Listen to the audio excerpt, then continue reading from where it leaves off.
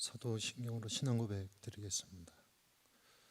전능하사 천지를 만드신 하나님 아버지를 내가 믿사오며 그의 아들 우리 주 예수 그리스도를 믿사오니 이는 성령으로 잉태하사 동정녀 마리아에게 나시고 본디오 빌라도에게 고난을 받으사 십자가에 못 박혀 죽으시고 장사한 지 사흘 만에 죽은 자 가운데서 다시 일어나시며 하늘에 오르사 전능하신 하나님 우편에 앉아 계시다가 저리로서 산자와 죽은 자를 심판하러 오시리라. 성령을 믿사오며 거룩한 공예와 성도가 서로 교통하는 것과 죄를 사하여 주시는 것과 몸이 다시 사는 것과 영원히 사는 것을 믿사옵나이다. 아멘. 찬송가 321장입니다.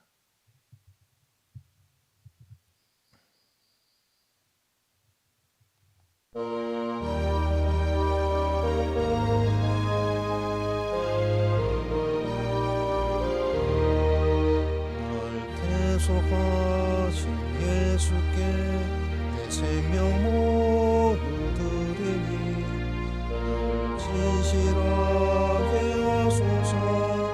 내 구주 예수여 그 주의 살리라. 내 기쁨할 양 없으니 갈 길에 인도하소서.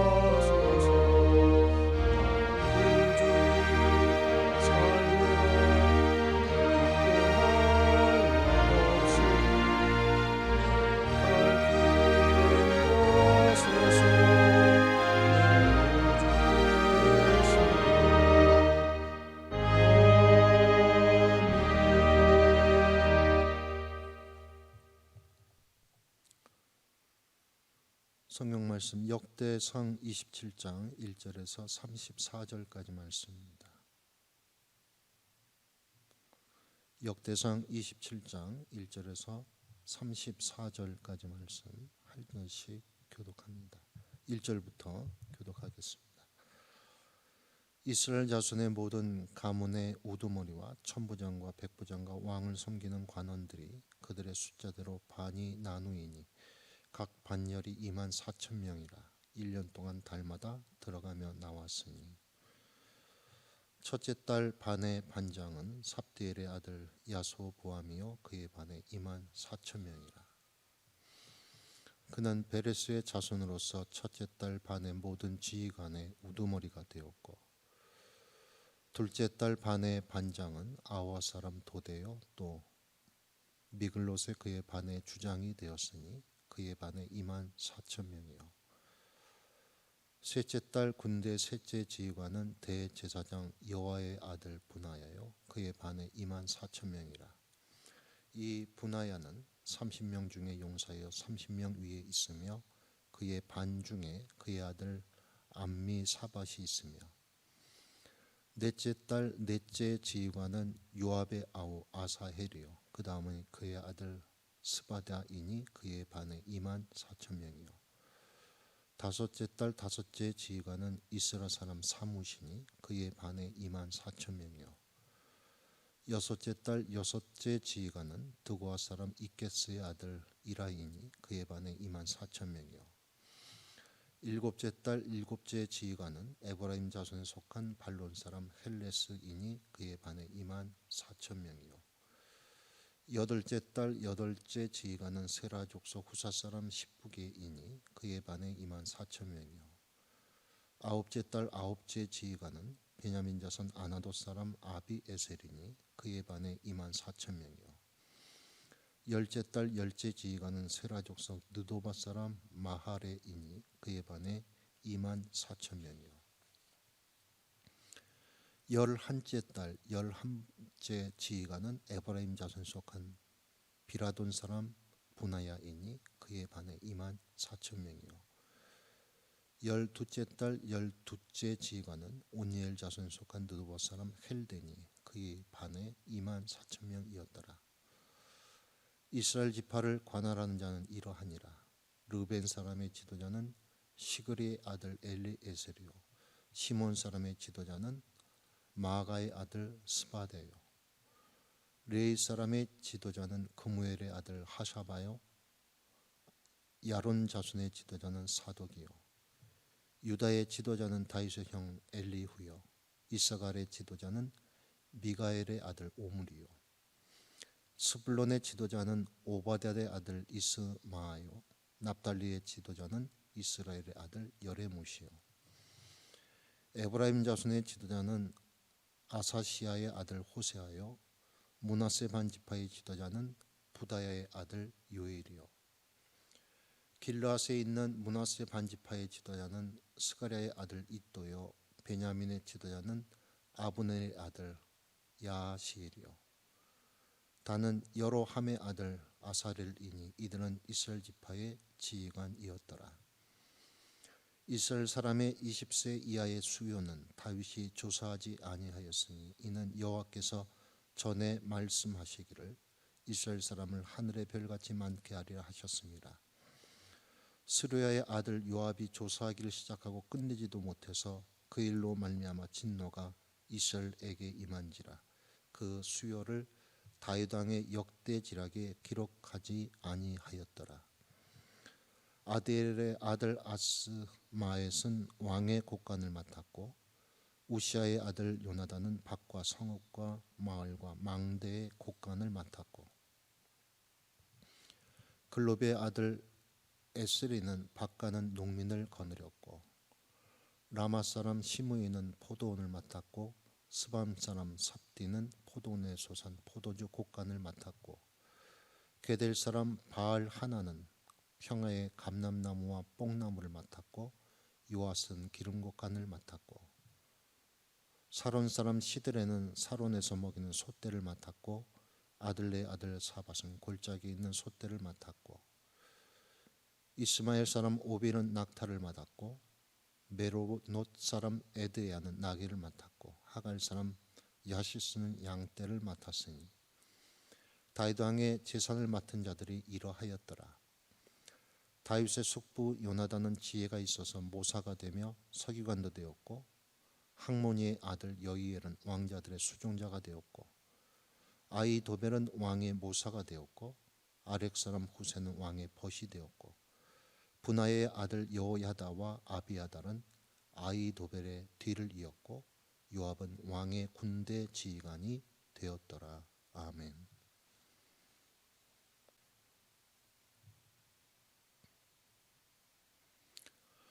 오늘 본문인 역대상 27장은 다윗의 군대와 행정 조직에 관하여 들려주고 있습니다. 오늘 본문을 5부분으로 나눠 살펴보면서 우리에게 말씀하시는 성령 하나님의 음성에 귀 기울이고자 합니다. 먼저 본문 1절로부터 15절까지 말씀은 다윗의 군대 지휘관의 이름이 기록되어 있습니다.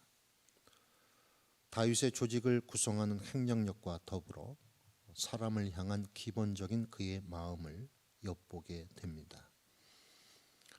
다윗은 군대를 12달에 맞게 12부대로 나눴고 각 달마다 번갈아 책임지고 근무를 서도록 했습니다.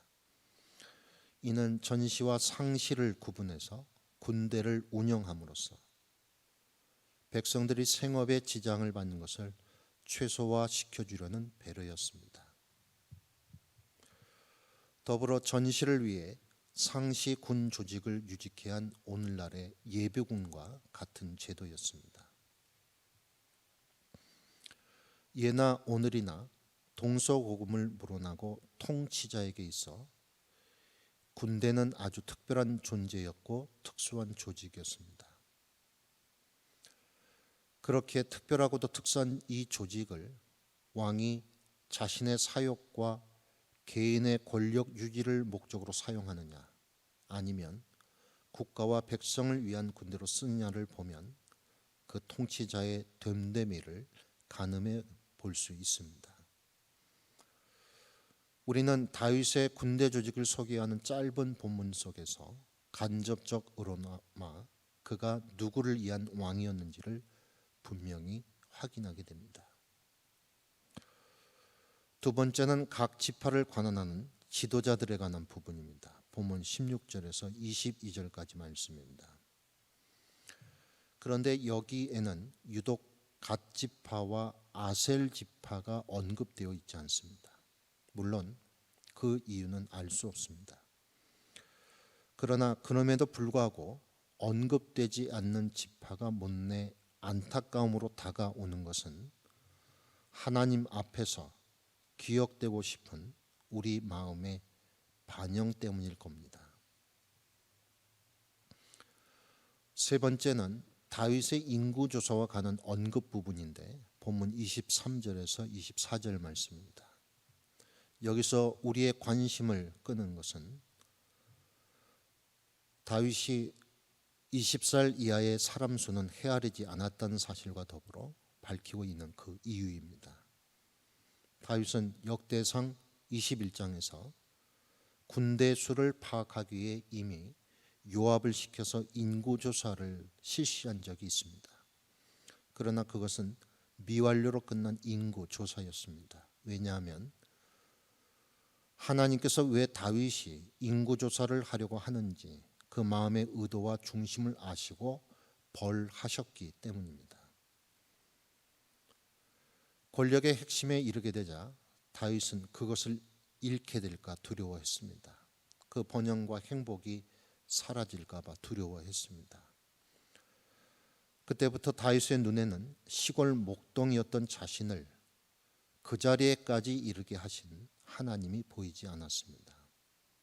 대신에 그의 눈에는 자신의 명령대로 움직일 군대의 숫자가 더 크게 들어왔습니다.